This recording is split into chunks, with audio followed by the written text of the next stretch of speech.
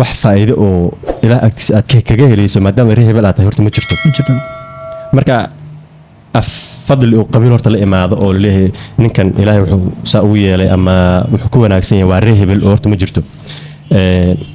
qabiiladan kala badnaanaya ee la dheeraash waxa waliga soo jiray way marka aad ambiyada dib ugu laabato markii uu luuqa ku jirana qabiilkiisu wax ku soo cuno markuu banaanka soo istaagan oo aniga nin Soomaali ahay qabiilada kuma jiri uu leeyahay marka ayada qabiilku jira waana ku dhaqanaa ee xal ah ku raadino inta aan isku dil lahayn guud ahaan qabiilo waxa jira laga aaminsan waxyaalo gooniye tusaale kale hadda ka loo qof ganacsigooda jiray marka waa wada sheegay ganacsi bilow ahaayeen wada shaqaysan ganacsi isla furinayeen wada sheekaysan marka maxay noqotay mid in yiraahdo in qabiilkaas ka soo jeedaa ama aad qabiilkaasna wada lacag jecel yihiin ama dhacda marka marxaladu wuxuu xilliga qaar waxa la kulanaa ama wax bulshada ka dhaco in qof lagu qeexo qabiilku ka soo jeedo. السلام عليكم ورحمة الله تعالى وبركاته كسو دبادة مركلة برنامجكينا وما أنت أنجعلان لهين إن أن أوجه هذا لنا مشروع أم برنامج سائد حساسي قبيلة مركا وحنجعلان لهم أنت إن أنكها وذا هذا لنا قبيلك يقبيلة فرقي أو دحيو سامنت وبرشدنا كلها هاي هبنا الله كرقن كنا صوماليات يهب كمان تلوجرو سامنت وكلها هاي وحيد دينتنا كقبته يوم مركا وح حالكو bulshada markii laga fiiriyo diiradda qabiilka ama qabiilada marka sidaan ognahay qabiilka iyo qabiilada farqi weyn u dhaxeeyo qabiilka waxa waay waa abtirsinya wajacalna fiikum shu'uban wa qabaa'ila lita'arafu ilaahi sidoo quraankiisu ku yiri inna akramakum 'inda Allahi atqaakum oo ilaahi xaqiisa lagaaga fiirninin in ayaha tahay iyo cidak soo jeedo oo bulshadana loo baahneen marka in la isku fiiriyo oo qabiilka wax jiro u yahay oo nabi aadam kudigan ibn aadam waa ku wada abtirsanaa marka ayada iyo arintan qabiilada marka u muuqato in khaasatan 10 sano ama 15 sano la soo dhaafay ay saameyn weyn ku leedahay bulshada Soomaalida marka ayada marka qabiilada caqabad ugu weyn marka waxa sheegtay qabiilka horta dhima lahaan qofku mana dooranayo ciduu ka dhalanayo waxyaalaha ilaahay ku dooray kamid tahay ilaahay arji uma qornays ma dhahay reebel baarana ka dhashay moogtay marka cidda aad ka dhalato horta cidii ilaahay ku doortay weey dhibaatana ma inaad qabiil ka dhalato ama badan ama laga badan yahay marka dhibku wuxuu imanayaa markii aad dadkii u cadaalad sameyn weydo oo eexato oo qof laga yaabo inuu khaldan yahay laakiin ehelkaaga ama abtirka isku abtirtiina ama isku qabiiltiina aad u eexato ugu heliso isagoo laga yaabo inuu khaldan yahay markaas ayay caqabad u imanaysaa oo qabiiladii soo galaysaa laakiin caqabad ma lahan saa sheegtay culimadu way ka hadlaan markaas way dhahaan in qabiilku uu dhib lahayn ee qabiiladu ay dhib leedahay صح nin carab ah loo la wareysanayo marka ayada waxa la yiri qabiil yar oo marka ay yasaayeen hadii lagu dhaho qabiilkaas ka dhalo oo jannada gal waxa dhilad naartaas ka galo qabiilkayga haysan waa fahmin marka qabiilada waxa waaye wax oo laga kulli anaga af falanqeyn karno ama ka sheeg karno ma aha laakiin saameynteeda ma inagu as aan aragnaa dhibka ay bulshada ku hayso oo jeednaa uma baahanin moogtahay in uu oday weyn soo istaago uu dhaho qabiilku dhibkaas uu hayo ama culimadii inagu waan u jeednaa dhacay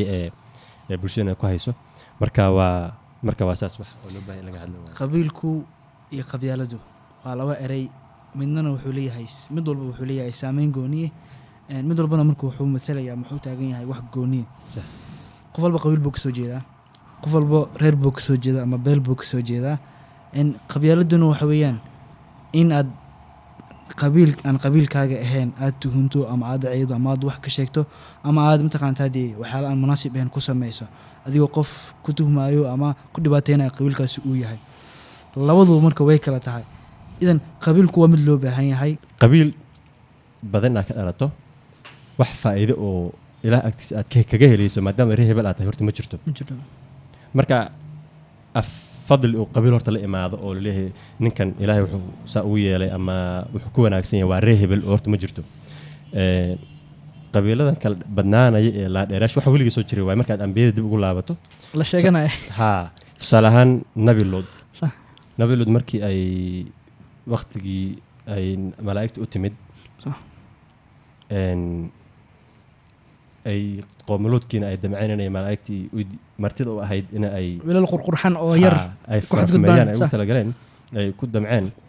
nabi nuux wuu calacalay nabi luud nabi luud cafan nabi nuux nabi luud ها صح wuu calacalay هؤلاء بناتي إن كنتم فاعلين صح هؤلاء ضيفي فلا تفضحون صح أليس منكم رجل رشيد صح wuu calacalay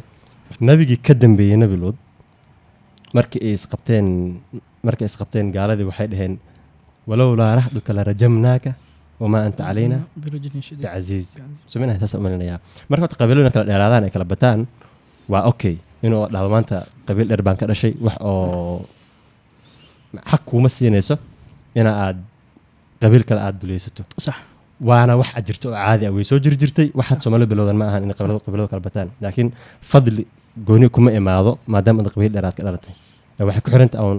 shakhsiyan adiga wanaagaaga wanaagaaga baa lagu qiimeynaya ee lagu qiimeynaya qabiilka iyo markii qabiilka la fiiriyo horta ma ahan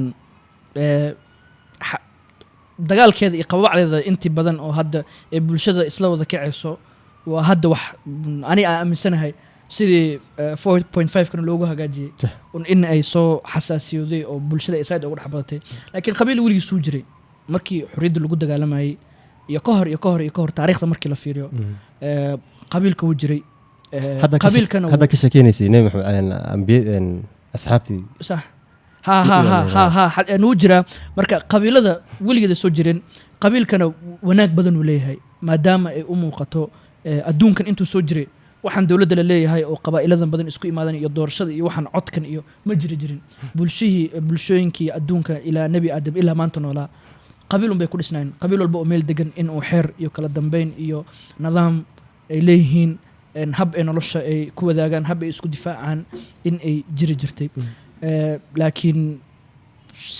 Soomaali ahaanta waxaan umaleeyaa in aan qabyaaladda ay nagu soo biirtay 20 sano u dambeysay markii qabiil ahaan tusaale loo soo qaatana waxaa dhacday waxaa ka sheekeynayay yar xildhibaan uu leeyahay qabiilka weligiis soo jiray wax hadda noogu horreey ma aha ayaanan ummadii wax u muuqataa in ay qabiilka ay ku dhex jirto ayadoo og inay qabiilka ku dhex jirto haddana aysan iska dayriso oo markii uu luuqa ku jirana qabiilkiisu wax ku soo cuno markuu banaanka soo istaagan uu dhaho aniga nin Soomaali ahay qabyaalada kuma jiri uu leeyahay marka ayada qabiilku jira waana ku dhaqanaa ay xal ah ku raadino inta aan isku dil lahayn aan xan ku raadino wuxuu nagu soo qaatay tusaalo Abdullah ibn Ubay ibn Salul oo markii xadiithul ifkiga laga sameeyay Aisha radhiyallahu anha oo ardaaha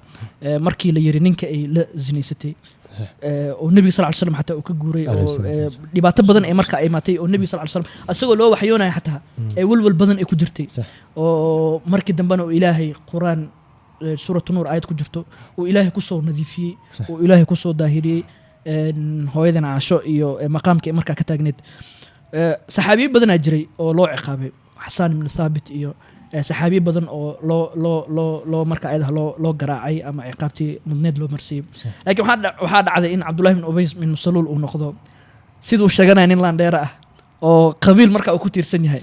oo nabi sallallahu alayhi wasallam inuu meel soo istaagay oo masaajidka soo istaagay uu yiri ya ummadda iga cishanaya يعني عبد الله بن أمي بن سلول markaana waa nin tagay oo muslimada afku ka haysta laakiin ummadda dhan waa u jeedaa in uu rabsho wado oo Sa'ad ibn Mu'aad iyo Sa'ad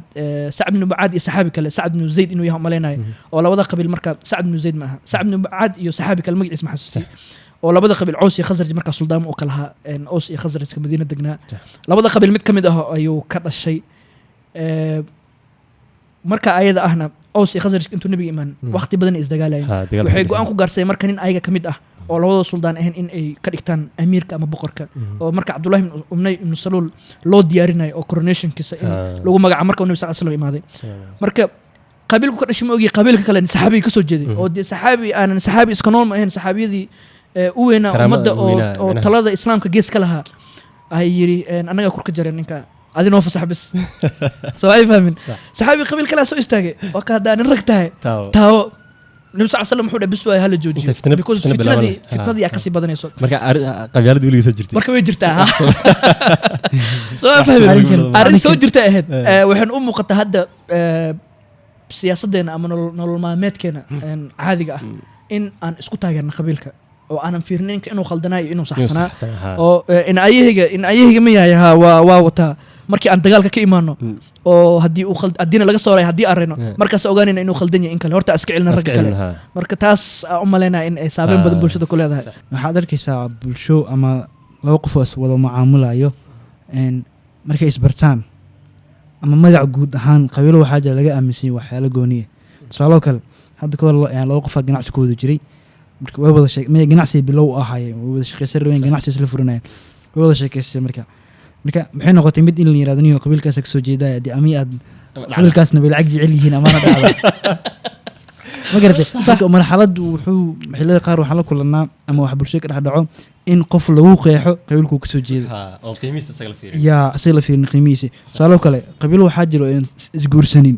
يعني dumar dhalba ama guur dhan musku yimaadaan which means yani qabiilkan hadaa guursato waxaas kaloo kulmaysa ama wadad noocaasi marka waa saameyn jirto dhan walbana taawatay.